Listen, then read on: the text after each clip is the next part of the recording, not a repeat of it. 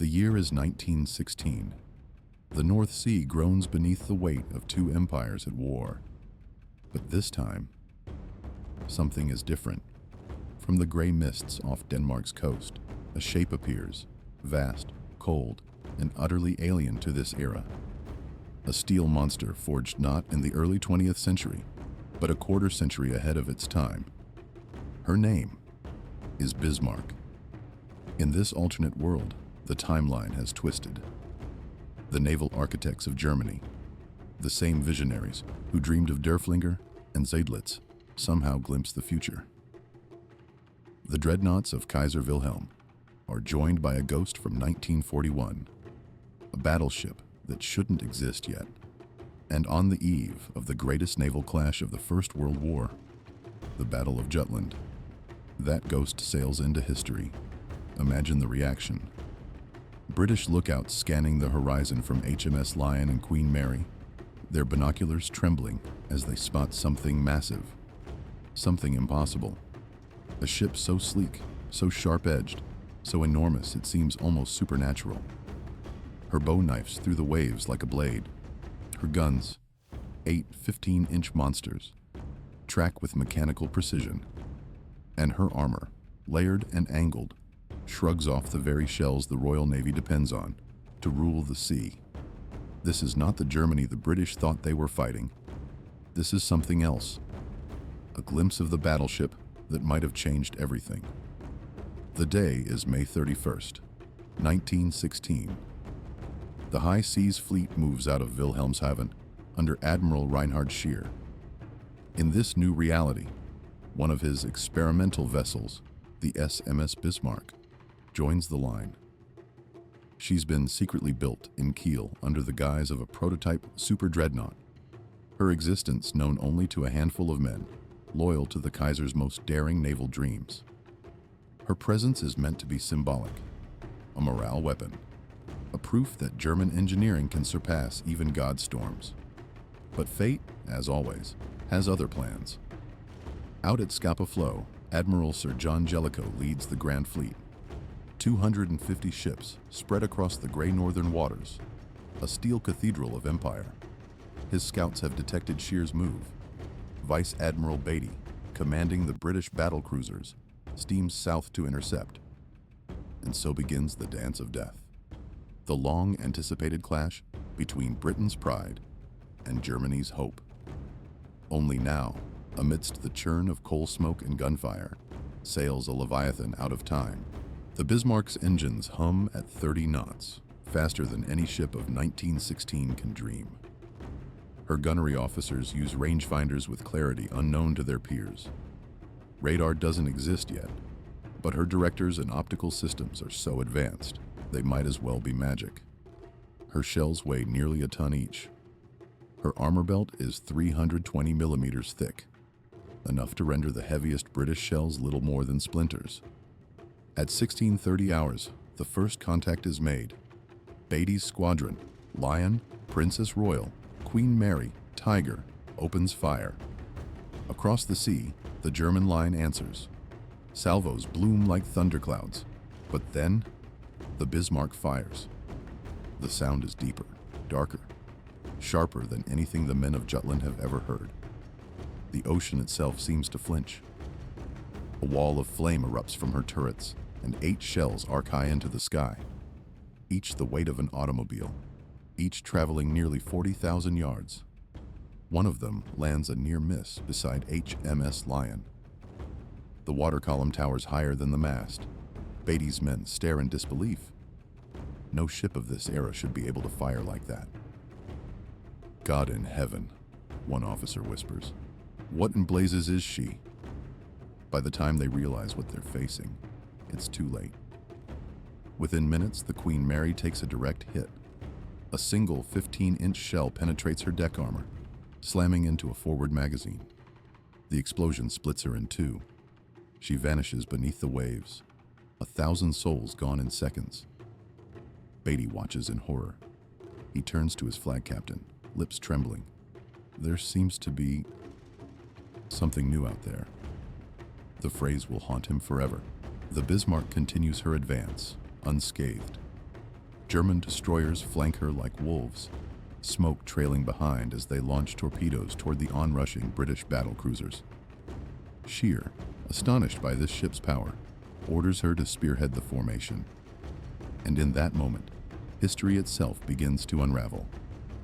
For centuries, naval power had followed an iron rule: guns, armor, and courage, balanced by the limits of industry.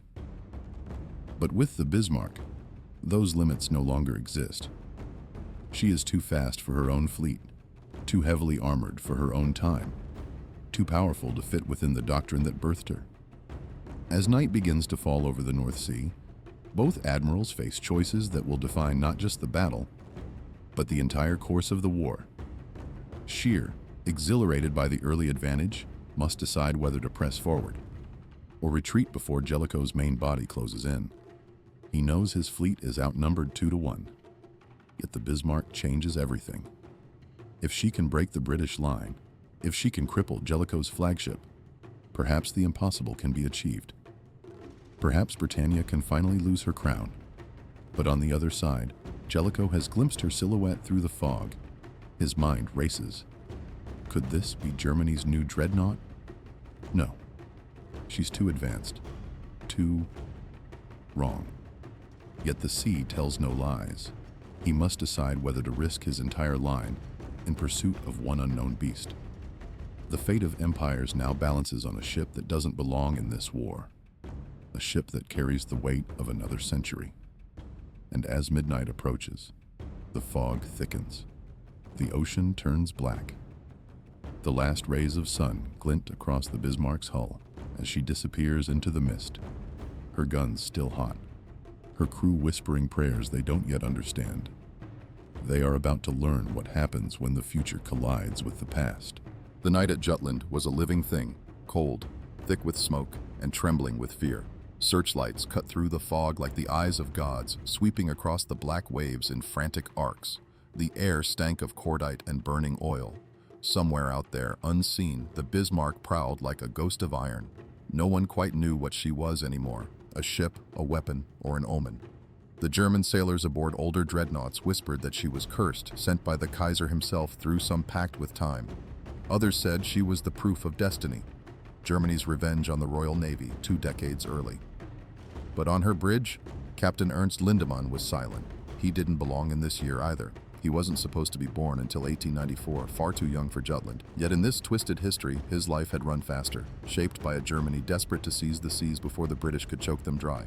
Now, at just 35, he commanded the most advanced warship the world had ever seen, and even he wasn't sure what he'd unleashed. Through the mist, muzzle flashes flared. The thunder of shells never truly stopped. Each side was convinced the next moment might bring either glory or annihilation.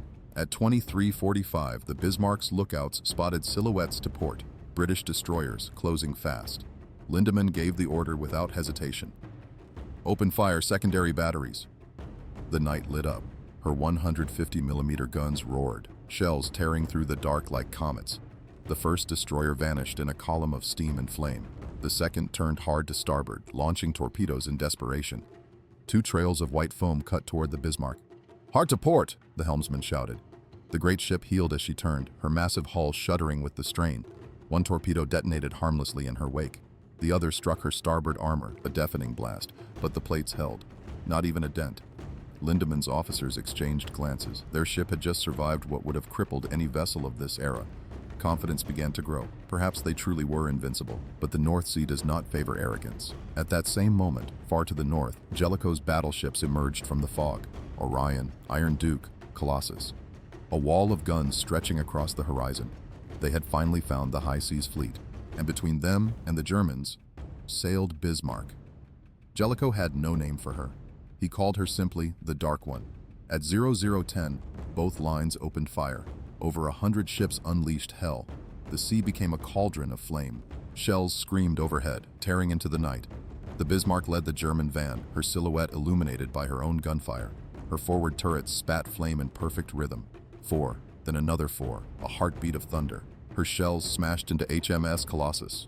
One struck the upper deck, exploded, and hurled men 50 feet into the air. Another carved through her bridge, decapitating her command crew in an instant. Jellicoe watched through binoculars, his face pale. "She's cutting through us like a scythe," he muttered. Yet even the gods of war have their limits. The British line returned fire, and for the first time, the Bismarck's armor met a storm of steel it could not ignore. A dozen shells rained down, most bouncing harmlessly off her angled belt. But one, a 13.5-inch round from HMS Marlborough, found a weak point near her forward turret. It didn't penetrate, but it cracked a seam. A burst of flame erupted, killing 6 men instantly. Inside the ship, alarms wailed. Smoke filled the corridors. Engineers fought to contain the fire while gunners kept firing. Lindemann gripped the railing. "We can take it," he growled. "We must." And they did. Hour by hour, through the blackness, she fought, a living paradox. Her guns never missed. Her armor never surrendered. And as the night wore on, the legend of the Bismarck spread like wildfire across both fleets. Men swore they'd seen her shrug off direct hits that should have broken her in two. Others whispered that she glowed red beneath the waterline, that she wasn't just steel, but something alive. By dawn, the sea was littered with the dead. Ships burned in every direction. The horizon was a graveyard, but one truth had become clear. The Bismarck had changed everything. Admiral Scheer, exhausted but emboldened, saw the moment to strike. "Signal the fleet," he ordered. "All ahead full." Bismarck leads the charge. His officers hesitated. Attacking Jellicoe's full line was suicide. But then they looked at her, that steel behemoth tearing through the smoke, and found their courage again. The high seas fleet surged forward. As morning light spilled across the water, the British formation shuddered. Queen Mary, indefatigable, Colossus, all gone or crippled. The pride of the Royal Navy was bleeding. At 6 o'clock, the Bismarck fired again, her last salvo of the battle. It struck HMS Iron Duke, Jellicoe's flagship. The shell ripped through her upper deck and exploded inside the chart room. The admiral himself was thrown to the floor. He survived, barely, but Iron Duke was finished. Silence followed. The British guns fell quiet one by one. Smoke drifted over the waves. The sea itself seemed to hold its breath. The impossible had happened. The Royal Navy had been forced to withdraw. For the first time in centuries, Britannia no longer ruled the waves. In Berlin, when news of the victory reached the Kaiser, he reportedly stood in stunned silence. Then, slowly, he smiled. "So," he whispered, "the future has come to us." But as with all victories born from miracles, the cost would soon follow, because no one, not even those who built her, could truly understand what the Bismarck's presence meant for the world to come. The fog lifted on the morning of June 1st like a curtain rising after the end of an opera. The North Sea was silent again, except for the hiss of steam and the crackle of burning wrecks. Across hundreds of square miles, the remains of the British Grand Fleet drifted aimlessly, their banners torn, their dead uncounted. And at the center of it all, like a steel monument to fate itself, floated the Bismarck. Her deck was scorched, her paint blistered, her hull dented from a dozen glancing blows. But she still floated, proud and upright. The German sailors aboard surrounding dreadnoughts stared in awe. To them, she was no longer a battleship. She was a prophecy fulfilled. On her bridge, Captain Lindemann surveyed the carnage through weary eyes. His officers spoke in hushed tones, afraid to disturb the silence. They had won, but no one felt the triumph they'd imagined. Victory, in that dawn light, looked strangely hollow. In his logbook, Lindemann would later write only 7 words. "We have defeated time itself, for now." When the Bismarck returned to Wilhelmshaven, crowds lined the harbor walls. The ship was still shrouded in secrecy, but rumors had spread faster than the smoke. The Kaiser's Superschiff, they called her. Some even whispered, "Das Gespenst aus der Zukunft," the ghost from the future. The Kaiser greeted the crew personally. "You have given Germany what no nation has ever had," he said. "A ship that makes the future bow before it." But behind the celebrations, his admirals were uneasy. The Bismarck's victory had broken the Royal Navy's spirit, yes, but it had also shattered the delicate balance of power that had kept the world recognizable. Britain, humiliated and vengeful, would never accept such defeat quietly. And across the Atlantic, the Americans were watching. President Woodrow Wilson, who in our history once dreamed of neutrality, now saw an opportunity, or a threat too great to ignore. If the Germans had built one supership, perhaps they could build more. Perhaps the world's oceans were no longer safe. Within weeks, secret orders went out from Washington and London. Naval architects began sketching ships that looked suspiciously like the Bismarck, sleeker, faster, deadlier. History itself began to accelerate. By 1918, Europe was no longer fighting in trenches. The war had shifted to the sea. The British Grand Fleet rebuilt itself around monstrous Queen Titania-class battleships. hastily designed to counter the German Leviathan. The Americans entered the war not as allies of peace, but as the new guardians of balance. The first aerial scouts appeared, fragile seaplanes launched from converted cruisers, and by 1920, carrier concepts emerged decades ahead of schedule. The arms race of the future had begun 30 years early, and at its center stood one ship, the Bismarck, as both inspiration and curse. By then, she had become a symbol of absolute power. Every German newspaper carried her name. Every admiral sought to replicate her strength. But her existence came with a cost. The industrial strain of maintaining her, the steel, the oil, the engineering precision, bled the German economy dry. In this world, the Bismarck was not just a weapon, she was an addiction. As the years passed, the alliances of Europe crumbled under the weight of fear. Britain withdrew from its empire to rebuild its navy. France poured its treasury into fortresses that could stop nothing at sea. And the United States, still uneasy about a world where one ship had rewritten the laws of war, began constructing its own New Columbia class, an American Bismarck in everything but name. It was only a matter of time before history demanded a reckoning. The Second Jutland came in 1923, a stormy dawn, off the coast of Norway. Two fleets met again, this time both armed with monsters born of stolen dreams. The Bismarck, older now, scarred but still supreme, led the German line once more. Opposite her sailed HMS Queen Titania, Britain's answer to the impossible. The two ships were nearly equal, both displacing over 50,000 tons, both armed with 15-inch guns that could tear through mountains. As the first salvos rang out, history seemed to fold in on itself. Lindemann, older and wiser, watched the horizon through the rain. "We were never meant to exist," he murmured. "Not here. Not now." The Queen Titania fired first. Her shells streaked through the storm and struck Bismarck's superstructure. The shock rattled the bridge, paint peeled, smoke poured from the funnel. But the Bismarck endured. She always endured. Then she answered. 8 guns roared in unison, lighting the sky like dawn. The first salvo overshot. The second straddled. The third, direct hit. The Queen Titania's forward turret vanished in a bloom of orange fire. Men on both ships watched in horror and awe. They weren't fighting just an enemy now. They were fighting the future itself. For 3 hours, the Titans traded blows, neither willing to yield. The seas boiled. Shells screamed overhead. The air itself vibrated with rage. At last, one shell, a single perfect strike from the Queen Titania, found its mark. It punched through Bismarck's upper armor, detonating deep within her hull. The explosion tore through compartments, igniting her fuel stores. On the bridge, Lindemann stood motionless. Flames licked the walls. "So this," he whispered, "is the price of knowing tomorrow." At 8:37, the Bismarck rolled onto her side and slipped beneath the waves. There was no cheering from the British fleet, no shouts of victory, only silence, because they all understood what had just died. Not merely a ship, but a warning. For years to come, sailors would speak of her, the vessel that fought across time, that defeated empires and bent destiny, only to drown in the same ocean that had once made her unstoppable. But history does not forget, and neither did those who studied her wreck. The technology, the armor, the firepower, all of it inspired a new generation of shipbuilders. The world's navies raced to claim her secrets, and soon, by the late 1930s, her children filled every ocean. The age of the battleship had begun not in the 1940s, but in the aftermath of Jutland. The world that followed was one that no historian could have predicted. A century rewritten by a single ship. When the Bismarck sank beneath the waves of the Second Jutland, she didn't just vanish. She left a scar across history itself. In the decades that followed, the memory of her haunted every admiral, every engineer, every government that dared to dream of ruling the seas. Her wreck, lying cold and silent off Norway's coast, became a shrine to ambition and to fear.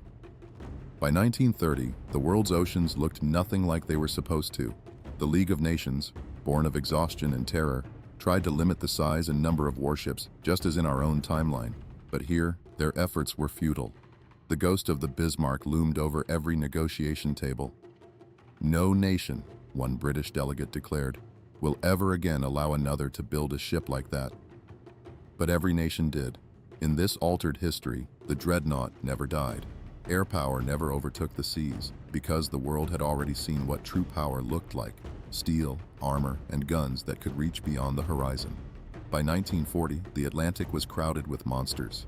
The American Columbia class, the British Titania Mark II, the Japanese Amaterasu, each designed to outdo the ship that had changed everything. And yet, in a way, none of them surpassed her. The Bismarck's legend was more than the sum of her guns and armor. It was the myth of invincibility, of human will defying the limits of its age. But the irony was cruel. The more nations built in her image, the more fragile peace became. Every new battleship was a declaration of pride. Every fleet review was a silent threat. The seas that once connected civilizations became arenas of suspicion. When the Second World War finally broke out, a war shaped not by trenches and blitzkriegs, but by colossal fleets clashing across oceans, the old gods of steel returned in full. The Pacific was no longer dominated by carriers and planes, but by titanic gunnery duels that turned the night sky white with flame. And in that chaos, whispers returned, whispers of a new Bismarck. German propaganda claimed she had been reborn, reconstructed from the original plans, perfected with new technology. Whether she truly existed or not didn't matter. Every sailor who went to sea feared the silhouette that haunted their nightmares. That broad bow, those massive twin turrets, the ghost that refused to die. But there was one final twist that even fate seemed unprepared for. In 1943, as the Allies closed in on Europe, a coded message was intercepted. A transmission from a German U-boat somewhere in the Norwegian Sea. Its contents were brief, almost nonsensical. Contact made with object on seabed. Hull intact, no corrosion. Energy reading unknown. The message was dismissed at the time, buried under the flood of war reports. Yet decades later, when deep-sea expeditions rediscovered the Bismarck's resting place, they confirmed something strange. Her hull was indeed unnaturally preserved, as if the sea itself refused to let her decay. The engineers couldn't explain it. The scientists shrugged. But to those who remembered the stories, it was clear. The ship that had come from the future still didn't belong to the past, and maybe she never would. Even today, if you sail the gray waters off Denmark, if the fog is thick and the air carries that low hum of engines long dead, some say you can hear her, the faint rumble of distant guns, the whisper of steel on waves. History calls it an echo, but for those who believe in legends, it's something more. It's a reminder of the price of power, of what happens when humanity's reach exceeds its time. Because the Bismarck at Jutland wasn't just an alternate battle, it was a warning, a glimpse of what we become when we master creation but forget humility. And in some sense, she did what no admiral, no empire, no army ever could. She proved that time itself can bleed. If the ocean remembers, then perhaps so should we. The next time you hear the wind rolling over the North Sea, that cold, endless place where the waves still carry the ghosts of empires, listen closely.